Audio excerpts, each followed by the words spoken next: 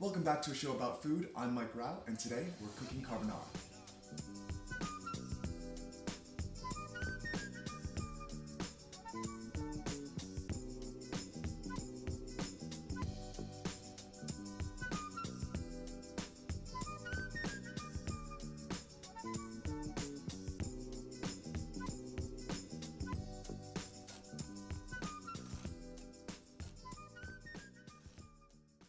This dish is one of my absolute favorites, and it's super near and dear to my heart.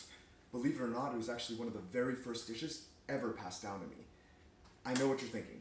What is a American-born Thai Chinese guy claiming about carbonara being passed down to him? So the thing is, when my dad first came to America, one of his very first jobs was at an Italian restaurant as a maitre d'. So he learned super legit Italian recipes, which he eventually passed down to me. Now I know the culinary world has some really firm opinions about traditions and technique, but let me get it out there in case you were wondering. I am not an Italian grandma. Wasn't raised by an Italian grandma, don't have an Italian grandma. So with that said, let's get to it. So I've got my water boiling in a pan, explain why later, with a little bit of salt. Not the salinity of seawater. That's one of the really absurd food myths out there. If you don't believe me, go try it yourself and waste a ton of salt and pasta.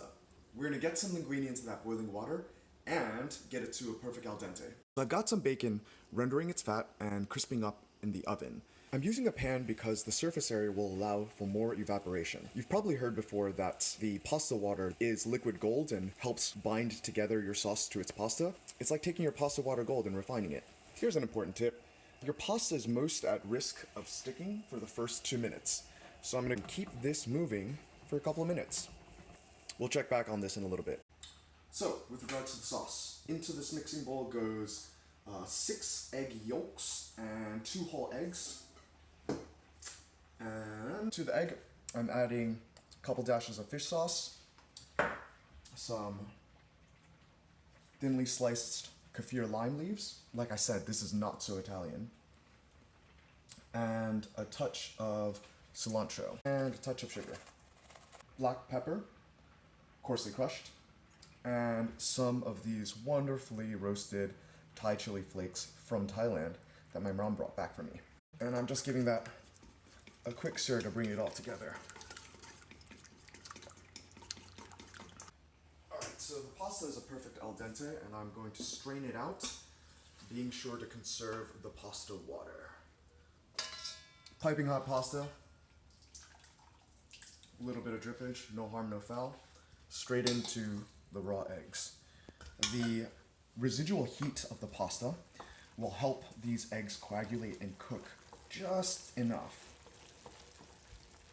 It looks good, but it's still a little tight to me, so I'm just gonna add a little more pasta water.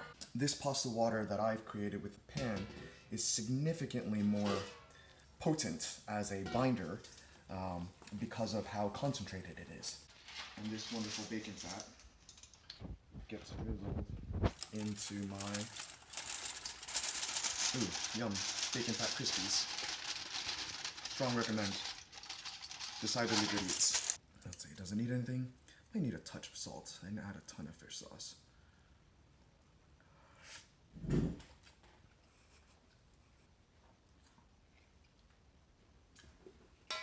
Touch of salt, but that is freaking good. Alright, so, pasta, plated, kind of messy there, no big deal. To that, I take bacon, more Kaffir Lime Leaves, cilantro, a couple of tomatoes from my garden, a little bit of wild wood sorrel,